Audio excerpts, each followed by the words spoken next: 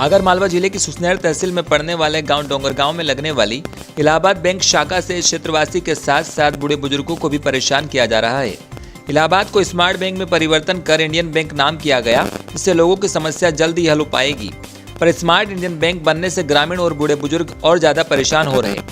प्रधानमंत्री नरेंद्र मोदी द्वारा जनधन के अकाउंट में जीरो बैलेंस से खुलवाए गए, पर वहीं बैंक कर्मचारियों की मनमानी के चलते जनधन के अकाउंट में 500 रखवाए जा रहे हैं। सरकार द्वारा वृद्धा पेंशन, विधवा पेंशन के लिए खातों में 600 रुपये डाले जाते हैं, जिससे 500 खाते में ही रखवा लेते हैं। ऐसे में बूढ़े बुजुर्ग अपना जीवन यापन कैसे कर पाएंगे?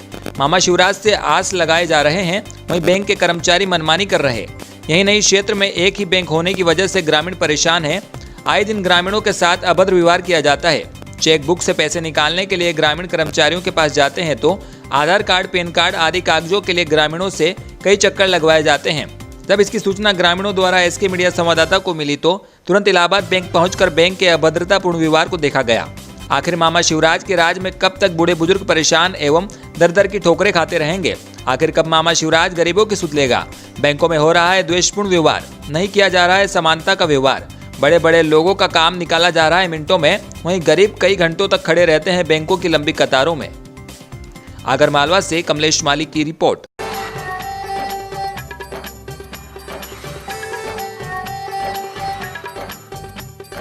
मंदसौर जिले के भानपुरा तहसील गांव कुंतलखेड़ी में घरेलू काम करते समय गैस सिलेंडर ब्लास्ट हो गया। गैस सिलेंडर फटने से बाल बाल बचा परिवार। घरेलू सामान जलकर हुआ राख, जिसकी सूचना जब भानपुरा फायर ब्रिगेड को दी गई तो मौके पर नहीं पहुंची फायर ब्रिगेड, जिसको लेकर गांव वाले में बड़ा आक्रोश दिखाई दिया। ग्रामीणों की सूझबूझ से आग बुझाई गई। जब इसकी सूचना गरोड़ भानपुरा क्षेत्रीय विधायक देवीलाल धाकड़ को लगी तो विधायक महोदय तत्काल गरोड़ से फायर ब्रिगेड कुंतलखेड़ी पहुंचाई। ग्रामीण द्वारा इसकी सूचना डायल 100 को भी दी गई तो डायल 100 के साथ साथ भानपुरा थाने की गाड़ी भी पहुंची मौके पर। हालांकि इस घटना में कोई जनहानि नहीं हुई। ग्रामीणों का कहना है कि सरकार ने इतनी व्यवस्था कर रखी है तो फिर नीचे के अधिकारी इतने भ्रष्टाचारी क्यों हैं? 1.5 घंटे तक भी मौके पर नहीं पहुंच पाई फायर ब्रिगेड। भानपुरा से सुमित सिंह राठौर की रिपोर्ट।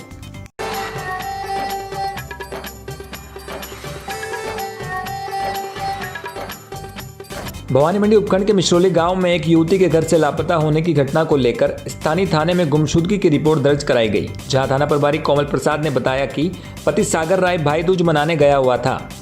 जब वापस घर लौटा तो पत्नी तृप्ति राय घर पर नहीं मिली। इस दौरान पति ने आसपास अपनी पत्नी को ढूंढा पर वहां कहीं नहीं मिली। वहीं परिजनों से भी उसकी तलाश की जा रही है, जहां भी उसका कोई पता नहीं लग पाया। इसके चलते पति ने स्थानीय पुलिस थाने में पत्नी तृप्ति रॉय की गुमशुदगी की रिपोर्ट दर्ज करवाई है। वहीं पुलिस ने मामला दर्ज कर तलाश शुरू कर दी है। मिश्रोली से गोविंद नागर की रिपोर्ट।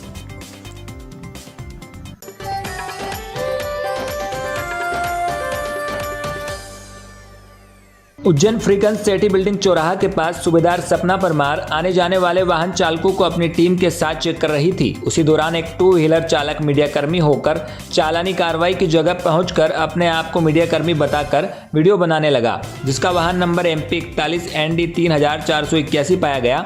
इस वाहन पर जो नंबर लिखे गए अलग अलग रंगों में लिखा हुआ था और अपने आप को मीडिया कर्मी बताने लगा। पहले तो सूबेदार ने उस फर्जी मीडिया कर्मी की लू उतार दी, बाद में वाहन जब्त कर थाने पर ले जाया गया। पुलिस ने मामला दर्ज कर विवेचना में लिया। उज्जैन से सुमित सिंह राठौर की रिपोर्ट।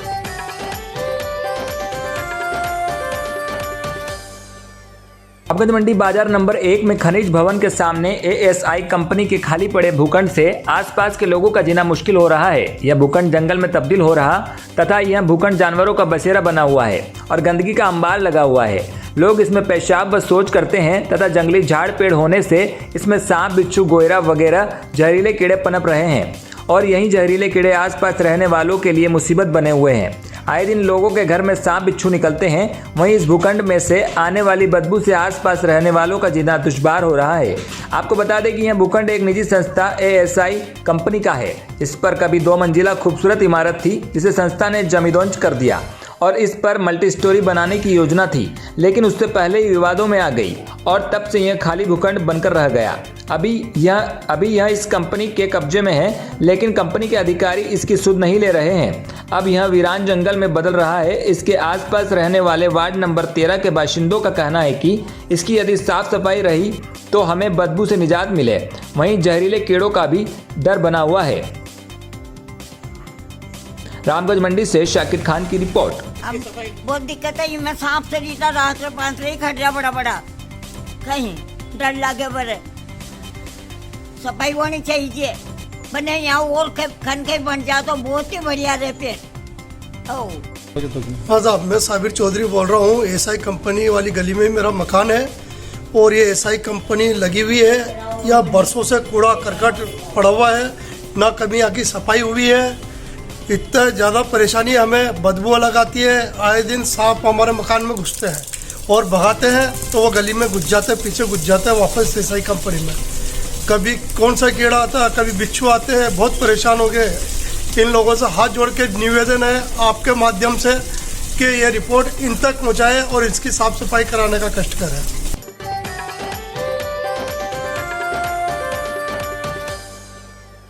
नटरेन तहसील मुख्यालय होते हुए भी कर्मचारियों की लापरवाही देखी जाती है। कभी भी समय पर नहीं आते हैं कर्मचारी। आज भी कुछ ऐसा ही नजारा देखने को मिला। जनपद पंचायत नटरेन में सारी कुर्सियां खाली पाई गई, कर्मचारियां नदारद पाए गए। कर्मचारियों की लापरवाही के कारण हितग्राही होते हैं परेशान। वहीं जनपद सीईओ शंकर कुरेला से बात की गई तो उन्होंने बताया सभी अधिकारी कर्मचारियों को कार्यालय समय में कार्य करने के निर्देश हैं। वहीं तहसीलदार हर्ष विक्रम सिंह ने बात की तो उन्होंने बताया ऑफिस टाइम 10:30 बजे से 5:30 तक का है और हम इसकी रेगुलर मॉनिटरिंग करते हैं। अगर इसके बावजूद भी कोई कर्मचारी नदारद पाया जाता है तो उसके खिलाफ दंडात्मक कार्रवाई की जाएगी। नटरेन से नितेश नामदेव के साथ bureau report Saurabh Saxena. Sir office time खुलने का कितने बजे टाइम है सर? मध्य प्रदेश शासन में जो कार्यालय समय है वो 10:30 से लेकर 5:30 तक है। इसके अतिरिक्त उसके बाद भी यदि अतिरिक्त कार्य है तो करना पड़ेगा। जी सर, मैं ये कह रहा था कुछ कर्मचारी द्वारा भी देखे गए थे कि लेट आते हैं, 10:30 11:30 बजे तक भी नहीं आए थे। तो उस विषय पे सर आप क्या कहना चाह रहे हैं, क्या कारण है? अभी आपने मीडिया ग्रुप में डाला, देखा तो बहुत अच्छा आपने इशू उठाया है। हम ऑफिसेज की जो है उनकी जांच नहीं कर पाए, हम बिल्कुल रेगुलर मॉनिटरिंग करेंगे। यदि कोई बिना सूचना के अगर लेट आता है तो उस पर निश्चित कार्रवाई होगी और संबंधित विभाग से कार्रवाई। सर होटलों पे बैठे हुए देखे जाते हैं सर कार्यालय समय पे यदि बिना काम के, यदि कार्यालय प्रमुख से परमिशन लेके किसी विशेष काम से जाते हैं तो अलग बात है। अगर बिना परमिशन के जाते हैं और यदि चाय पीने के लिए बैठे दिखते हैं तो निश्चित रूप से कार्रवाई करेंगे।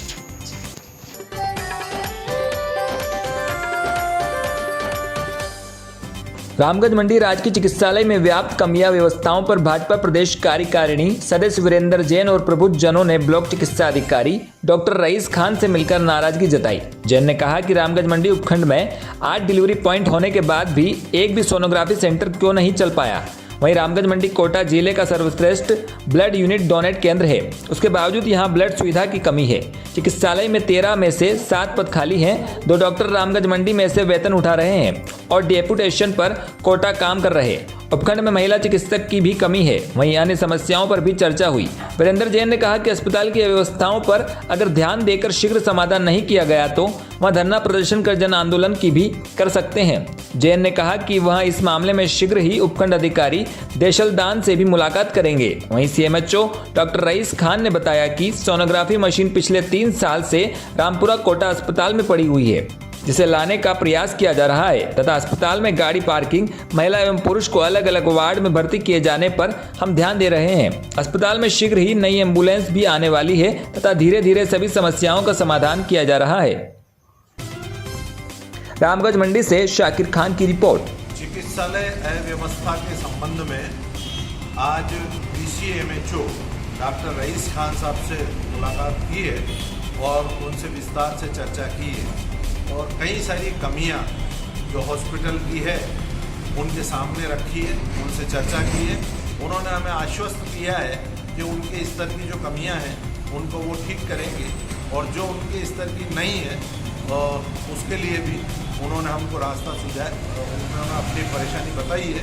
मुख्य समस्या यही है कि एक तो हमारी सोनोग्राफी मशीन कोटा पड़ी हुई है, वो आए तो यहाँ सोनोग्राफी चालू हो। सोनोग्राफी चालू होना बहुत ज़रूरी है। इसके अलावा डॉक्टर्स जो हैं वो 13 के पद हैं और उसमें से 6 डॉक्टर काम कर रहे हैं, 3 के ट्रांसफ़र हो गए, 2 डेपुटेशन पे लगे हुए हैं और एक को ACB ने ट्रैप कर लिया है। तो इन सब तमाम बातों को लेके आज हमने प्राथमिक चर्चा की है और अगर ये समाधान होते हैं तो ठीक है और वरना हम जनहित में आंदोलन करके और इनका समाधान करवाएंगे। रामगढ़ मंडी के जनप्रतिनिधि इसमें मुख्य रूप से भाई साहब वीरेंद्र जैन जी और उनके सहयोगी रामगढ़ मंडी में चिकित्सा सेवाओं के लिए जो है अपनी समस्याओं से अवगत करा रहे थे। तो कुछ समस्याएं ऐसी हैं जिनका निस्तारण 2-3 दिन में हो जाएगा, और कुछ समस्याएं ऐसी हैं जैसे हॉस्पिटल के अंदर जो है सीजन डिलीवरी स्टार्ट होना, सोनोग्राफी और 24/7 मेडिकल स्टोर अवेलेबल होना, ये समस्याएं हैं। इनके लिए जल्दी से RMRC मीटिंग रखकर इस पर जो है विचार करेंगे, इस पर विचार करेंगे। और पुरानी एम्बुलेंस जो है हमारी 108 की, वो पूरी तरह कंडम हो गई, उसको लेकर हमने चर्चा की है। तो उच्च अधिकारी को बताते गए बहुत जल्दी नई एम्बुलेंस की व्यवस्था करने का जो है 108 आने वाली नहीं, बहुत जल्दी आने वाली। तो इस तरह से कुछ मुद्दे थे, उस पर हमने बहुत देर चर्चा करी।